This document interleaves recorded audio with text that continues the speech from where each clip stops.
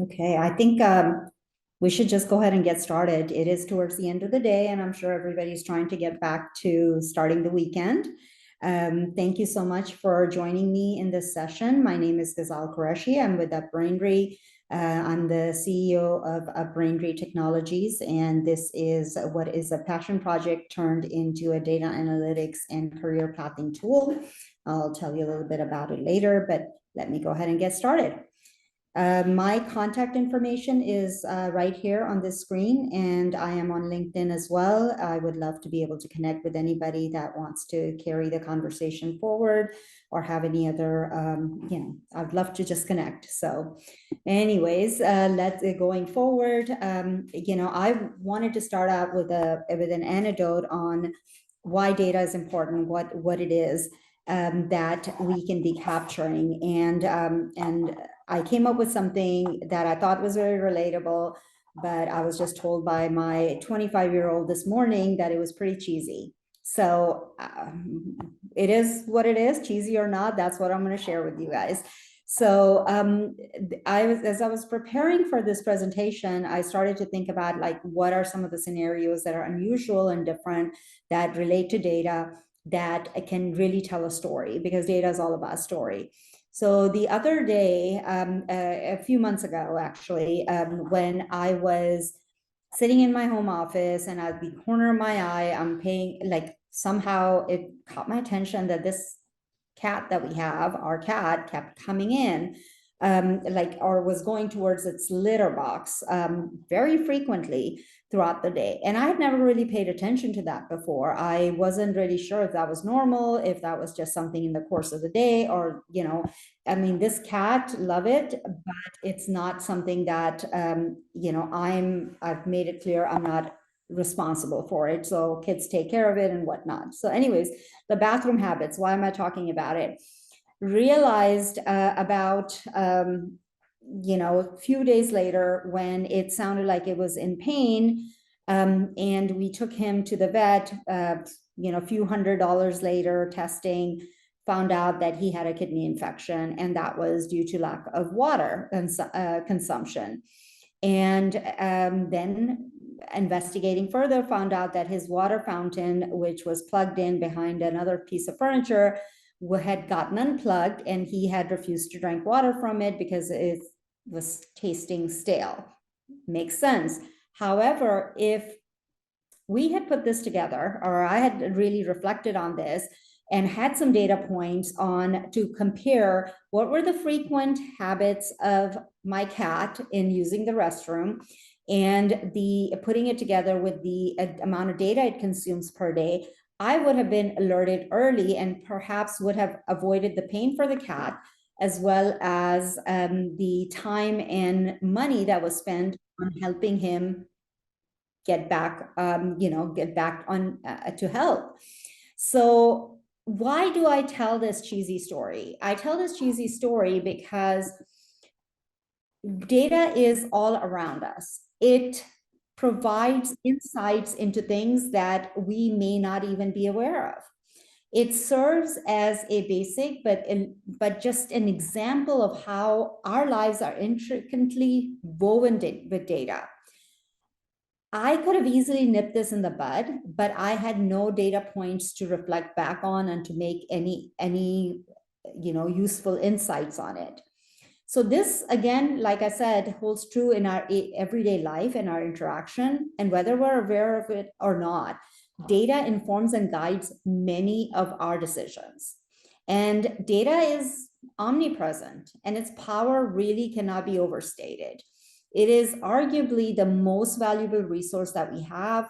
And when we dissect our daily interactions into precise, actionable insights, we can uncover narratives about the dynamics of our organization, its performance, and the implications thereof. And especially in educational settings, the role of data becomes even more captivating. It unravels the continuous narrative of a student's journey, their progress, learning styles, and interaction with educational materials. And as students engage with this content, their experiences are they not only shape their interests, but also steer their educational paths. And this data provides an infinite amount of resources, one that can really reveal transformative stories and measure the educational effectiveness. However, the true potential of this data can only be harnessed through effective capture and then eventually analysis. To fully leverage data, we should dive into its granular details because that is crucial. This involves recording every single nuance from each interaction to even a slight hesitation and observing behavioral shifts during specific events. The depth and breadth of such data capture is vast. And you can picture this in an educational context. When a teacher observes and documents student interactions meticulously, their aim is to craft a personalized learning trajectory for each student and to consider their unique responses and their engagement levels. This isn't just a mere collection of data. Our test scores or engagement in their, and then as well as their attendance records, but really a comprehensive reporting and mapping of educational experiences and how these students react to different teaching methods, their pace in grasping new concepts, and their emotional responses in various challenges. However, capturing data of this complexity and scale is really beyond the realm of any type of manual effort. It demands the utilization of technology, and luckily for us, we are living in an era that's defined by rapid technological advancements. So it's way more feasible now than ever before. So we can integrate educational technology tools that use sophisticated data analysis, and we're able to gather this information, which can really transform the very nature of teaching and learning. And by harnessing technology, educators are able to uncover insights which were previously inaccessible, and it opens the doors to much more effective, tailored, and responsive education. So let's step back and think about what is diversity. Diversity really, I mean, we all understand it's a multifaceted concept. It manifests itself in various forms and dimensions. It's not limited to physical attributes, but really extends to a spectrum of identities and personal characteristics, which make each student unique. It makes them them. So the essence of a student's diversity really lies in how they perceive and how they define themselves across a range of parameters.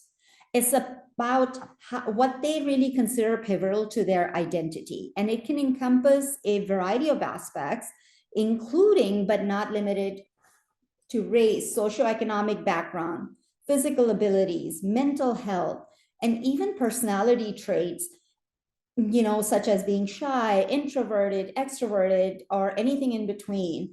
It's really what that student makes them feel diverse, and their experiences therefore are shaped by that. Each of these elements can contribute to the rich tapestry of a student's identity, and then recognizing and valuing this diversity is really crucial in educational settings and beyond. And it's not just about acknowledging and appreciating the subtle nuances that make each individual distinct, but it's how do we take that data and how do we apply that to some actionable, measurable items. So this diversity in many forms will enrich the learning environment and bring varied perspectives. So it's helpful on both ends. However, getting down to the granularity of data that is required in order to be able to capture the diversity requires it adds another dimension of complexity in such an already complex educational environment. And this can no longer be done manually, and technology needs to be in place in order to collect this data. If educational institutions are really successful in capturing this data, they can more precisely really identify and drill down to where the gaps in equity exist and develop targeted strategies to address them through use of granular and targeted data points.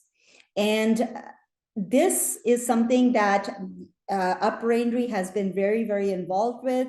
We started as a tool called Brain Lab for career pathing for K-12 students.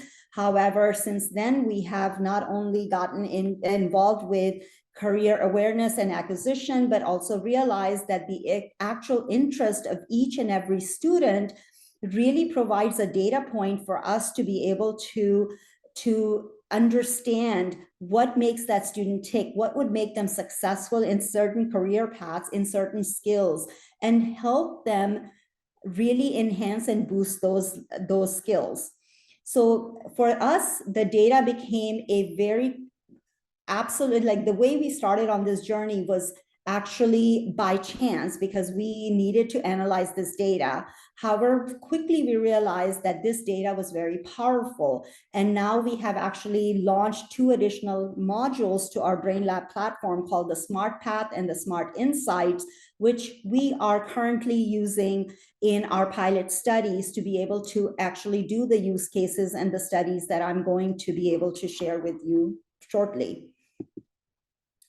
So one of the example use cases in a study that we did was where the school was noticing that the students from a particular neighborhood had higher rates of non-completion of classroom work. By being able to use the Brain Lab platform and further investigation of the data, they were able to find that many students in the high school had a higher than average rate of late night family responsibilities. And as an equity focus, the school was able to coordinate with staff to adjust schedules for certain students and provide flexible office hours in order to complete work and submit their work. And this equitable solution was really able to help enhance the outcomes that the school was actually looking for. And another example, the student, the participation of certain students was very important to the school.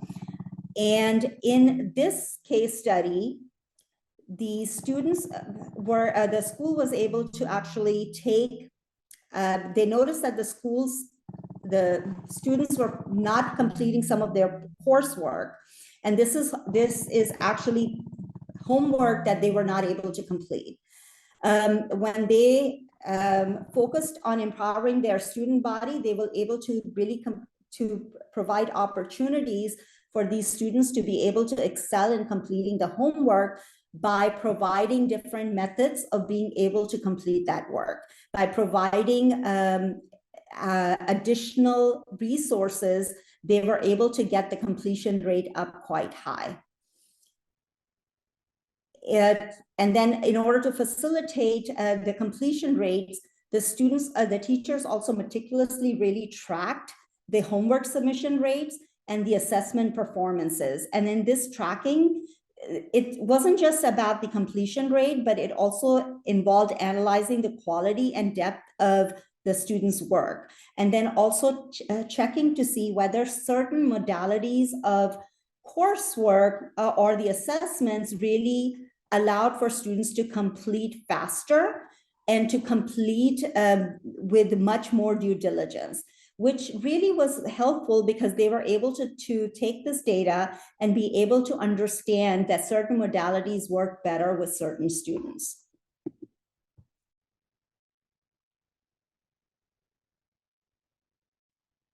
And again, there are so many different use cases because when we're talking about data, there's trillions and trillions of touch points of data. And that data can be captured however it is how that we present this data. How do we actually present a story that really provides actionable insights into the data that we're presenting to the user? So there's many other examples, and I can clearly go through these as you can see here. But again, the whole idea is, how do we actually take that data and turn it into some actionable items? For example, in this example, the educators are looking to conduct a detailed assessment analysis to support the diverse needs of the student body. And they're looking to ensure equitable learning opportunities and outcomes. And then the first initial step that we did in this study what involved a thorough examination of the students' performance in assessments. And it went from, from not only completion rates, the scores that they were able to get, but it dove really deep into what type of assessments really work best with each student, and if their performance actually improved with different types of assessments. And equipped with this detailed information, educators can then really fine-tune their assessment strategies, and it might involve diversifying assessment formats to cater to different learning styles and providing additional support or resources for students who really need it, and adjusting perhaps even the curriculum to ensure that each student is evaluated fairly and given the best possible opportunity to demonstrate their understanding and skills. And again, this cannot be done without the deep dive into each and every data point.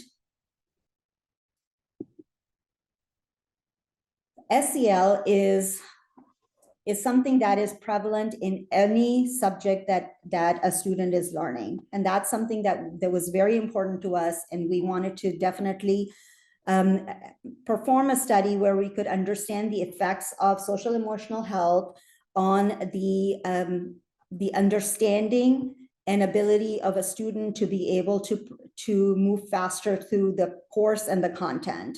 So the initial phase that we worked on involved conducting in-depth assessments which measure various aspects of social emotional health, such as emotional regulation, empathy, social skills, and resilience. And these assessments went way further than surface level observations. It really dove into how students were interacting with their peers, responding to different types of interactive activities, and how they were able to showcase that they can manage their emotions through scenario-based videos and other tools within the Brain Lab tool. And then gathering this data was really essential for the school and for us to understand the unique social and emotional landscape for each student. To enhance the effectiveness of these assessments, then the educators expanded the focus to include how students from different backgrounds, again, the cultural, social, linguistic backgrounds were exhibiting diverse social emotional learning patterns. And the broader analysis also revealed that certain groups of students were facing unique challenges or had just completely different needs in their social emotional development due to these diverse backgrounds. And then armed with this comprehensive data, educators were able to tailor the SEL programs and interventions much more precisely.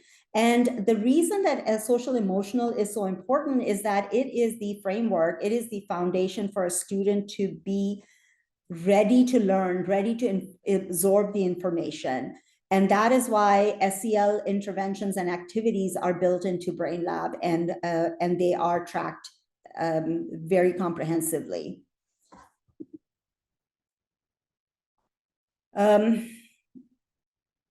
So the next, the speed of consumption. This I know I've given a lot of use cases and different examples, but this is something that is very important, I believe. And we have a team of neuroscientists and educational consultants that have worked together to come up with theories on how interest-based educational interventions really provide students the ability to be able to speed up their understanding and to be able to consume the content and exhibit understanding of the concept much better. And again, this is something where you have a classroom full of students where Johnny may be interested in cooking and Emma may be interested in space science. And by providing the content to them in the manner or the interest that they actually connect with, allows them to consume that content and to be able to show mastery of that concept much faster.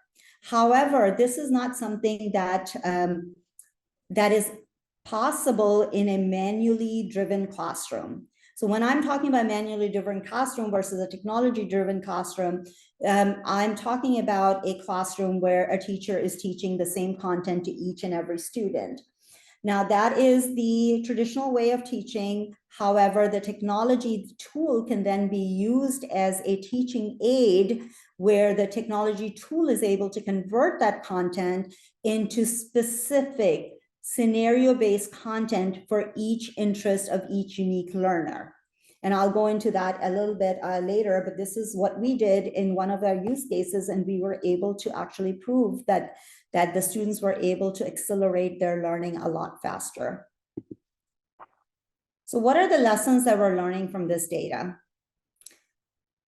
By adopting this highly detailed and highly equity-focused approach to data tracking, educational institutions can uncover subtle but significant disparities in student experiences and outcomes. And this really allows for the implementation of specific targeted strategies that are designed to ensure that every student, regardless of their background, now has equal access to educational opportunities and support. And this level of nuanced understanding and action is really key to closing the equity gap in education. And by incorporating these examples, it can become really clear how granular tracking of various aspects of student engagement can reveal hidden inequities and guide targeted effective interventions. And this approach not only addresses academic disparities, but it also fosters a more inclusive and supportive school environment for all students.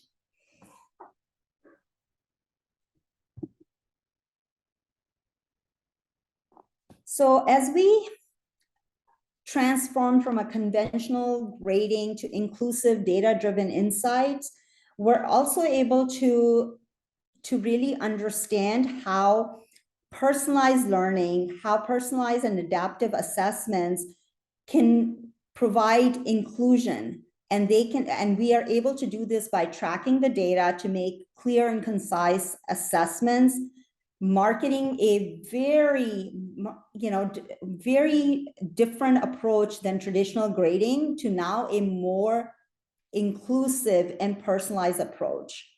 And this we can see through the following examples that I'm going to share, how some schools were able to actually bring in the assessments in different modalities in order to be able to make some effective uses. So, for example, we have certain schools that we worked with in order to see how changing the way that assessments were given, if that actually made any significant improvements in the understanding and the engagement level of the students. And again, we captured data, all types of engagement, the speed at which they were engaging, how they were clicking, how they were moving around, that all showed the engagement and the understanding piece. And all of that data was captured at a very granular level. For example, we noted that English as a second language students were underperforming in some traditional written tests due to language barriers. So the school went ahead and implemented some oral assessments where they used our TikTok style feature to record videos on our BrainLab platform, and students were able to provide answers through videos. And that led to an increased engagement as well as improvement in students being able to showcase that they had an understanding. In Cedarwood, teachers noticed that standard tests really failed to capture some skills that they knew that their students had. So they were able to implement hands-on activities using the BrainLab platform and be able to track the data that came along with it to show that the students were actually performing a lot better. So talking about how we can take this and convert all of these use cases into some actionable strategies.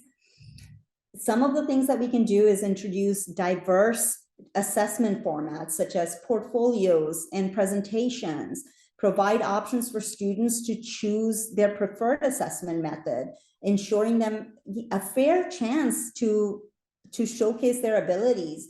And then, of course, training educators to develop and administer various types of assessments, which, of course, is very time consuming, and therefore use of some technology tools to help the educators really provides a step in the right direction.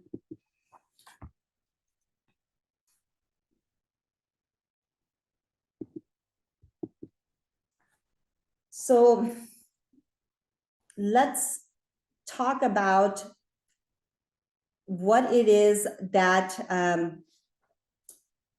we're able to I'm sorry, I think I've gone ahead. Yes, sorry about that. It threw me off for a minute.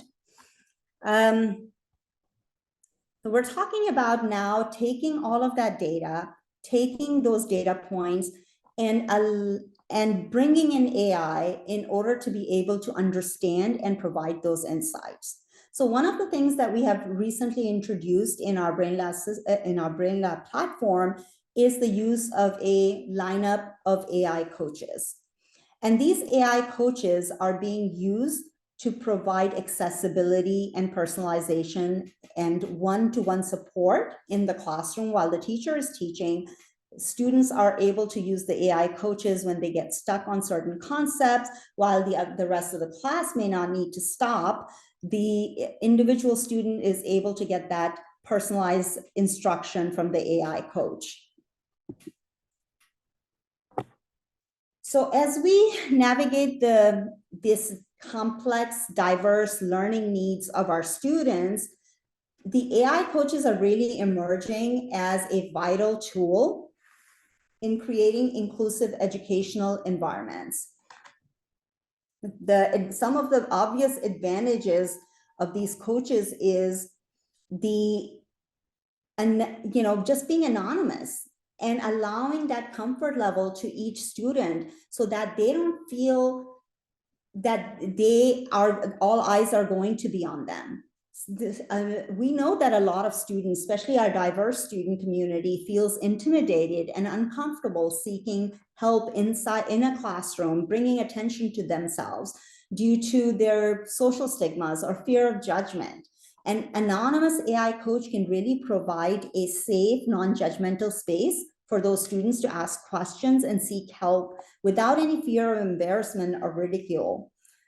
The second most important part, or maybe the most important part of an AI coach, is the hyper-personalization. An AI coach can really take the data from on the student behavior, on the student interaction. They can take their preferred learning styles and their interests and be able to develop content using generative AI to develop content on the fly that is hyper personalized to that particular student, and breaking down of concepts to the level where the student is now able to understand and quickly then ramp up. And that piece is the most, to me, that piece is a very, very important piece, because we can never do that manually. We have to use technology in order to be able to provide this hyper personalization. And then, of course, accessibility. They're available 24/7, and we have the ability to be able to engage with them on an as needed basis, rather than waiting for a lecturer or a educator to be available to us. And then again, incorporating the language and cultural sensitivity is also important, because now you're able to train your AI models and your AI coaches with all of this data that we have found, and to be able to load that with the data for each and every individual student. Sorry, I've been speaking for like a few hours, so my voice is going. I apologize. Okay. So let's talk about why all this data is important. So taking this data, I'm going to give you an example of how the AI coaches work first, I think, before diving into why this is important. So here.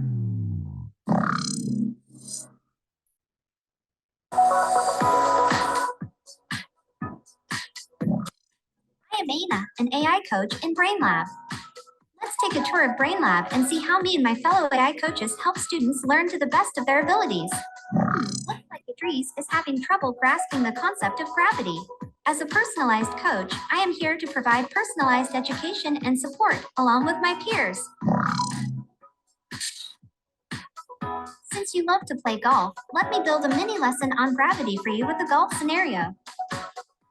When you hit the golf ball with just the right amount of force, it flies into the air. The golf ball rises into the air because of the force you put into the swing, but then it starts to come back down. Can you guess why the ball comes back down? That's right, gravity. Gravity pulls the ball back down to the ground. If you were to play golf on the moon, the ball would travel much further than it does on Earth. That's because gravity on the moon is much weaker than it is on Earth. As you can see, my team and I are truly personalized coaches. We help teachers teach and students learn by uniquely building out lessons that are of interest to them.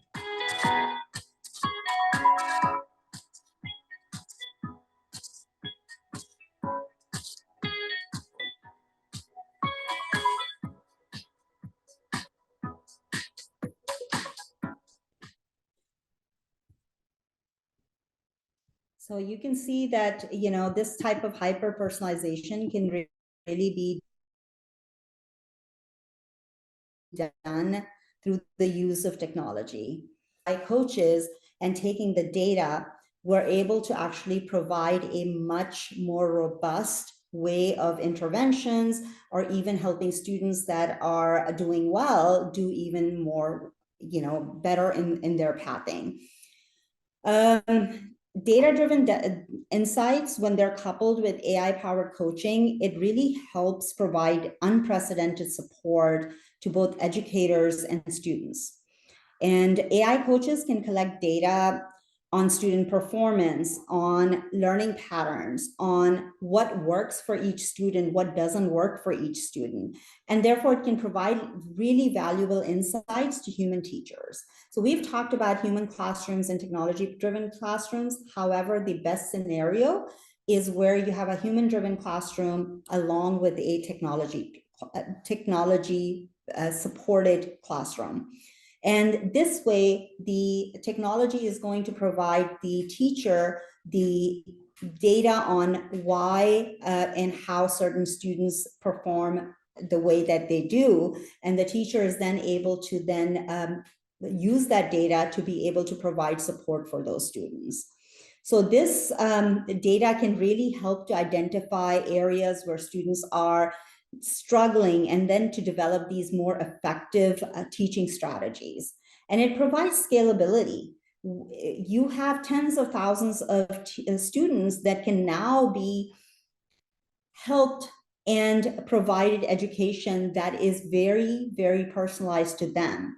The AI coaches can be scaled to serve a large number of students simultaneously, and it makes quality of education much more accessible to all types of population. And most of all, it reduces the burden on the teachers for collection of data and also to build out the hyper-personalization.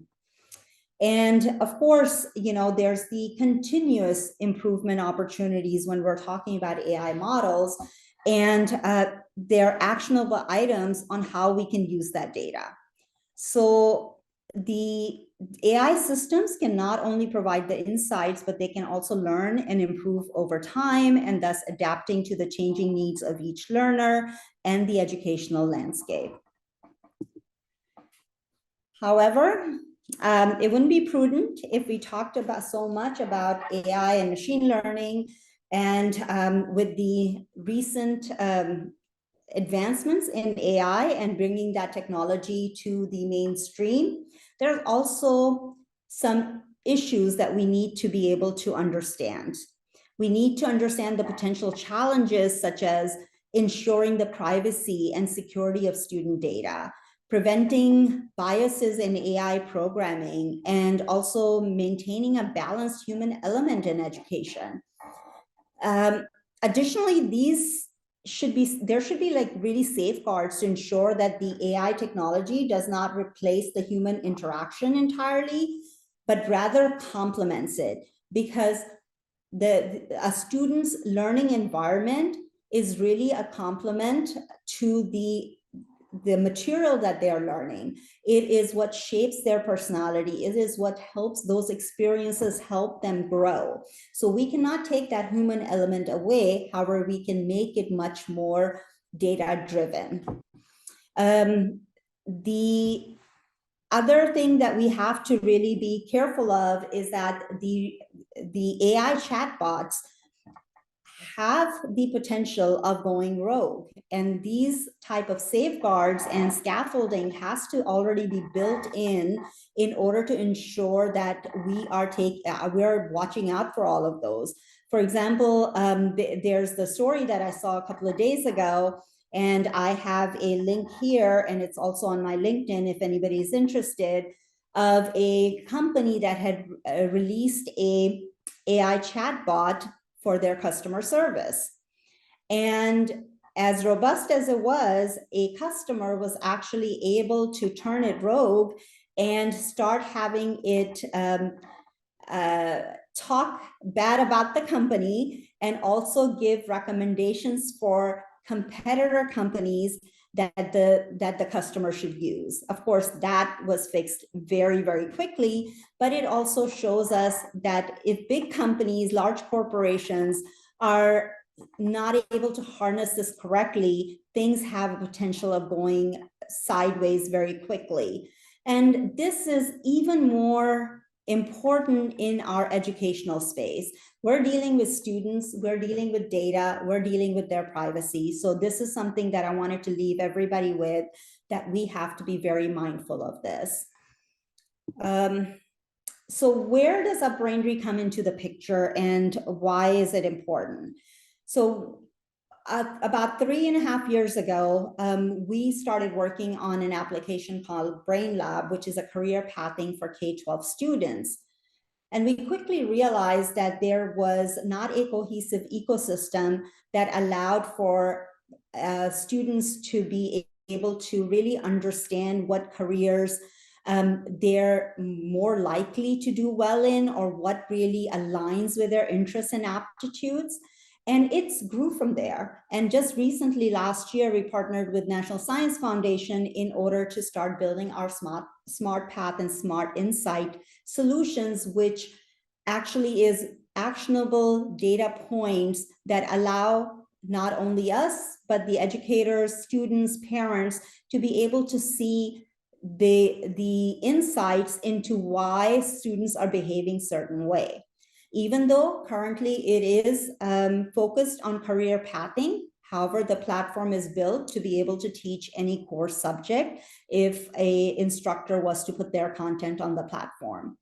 And this is something that we have been very excited about, and we're actively looking for additional pilot and use case partners. So if anybody's interested, please reach out to me. I would be happy to have a chat about that.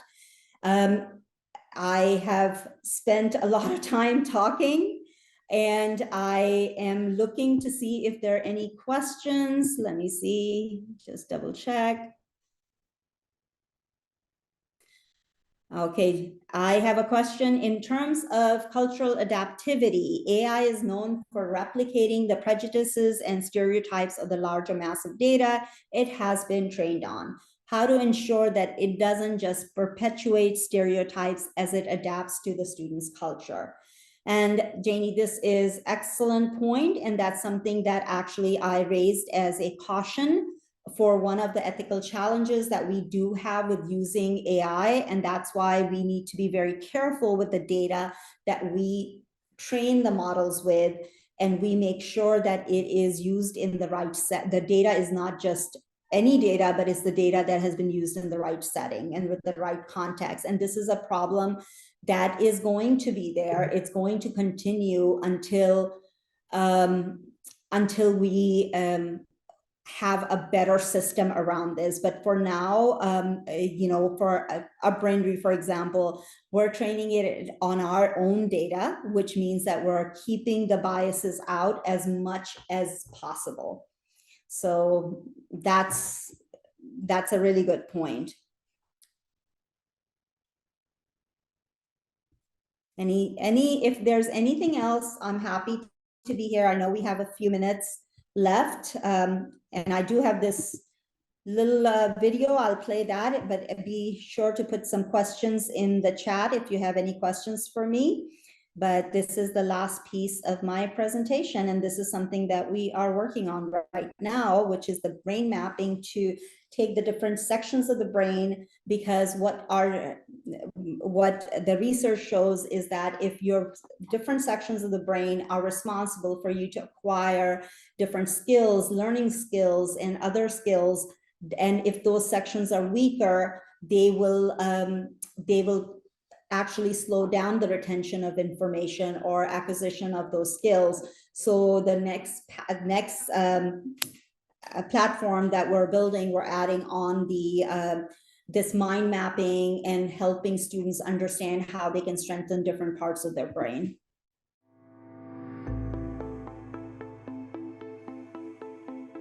UpBrainery is proposing a unique and interactive add-on mobile app tool to our BrainLab career pathing app.